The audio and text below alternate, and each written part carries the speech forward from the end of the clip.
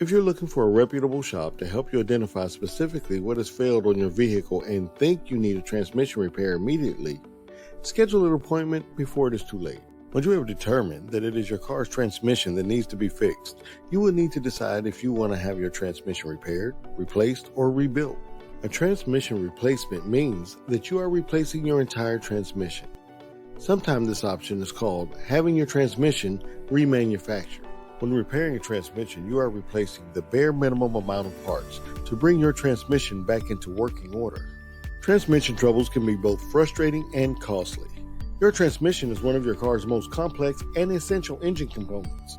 A transmission rebuild is where the entire transmission is taken apart and inspected.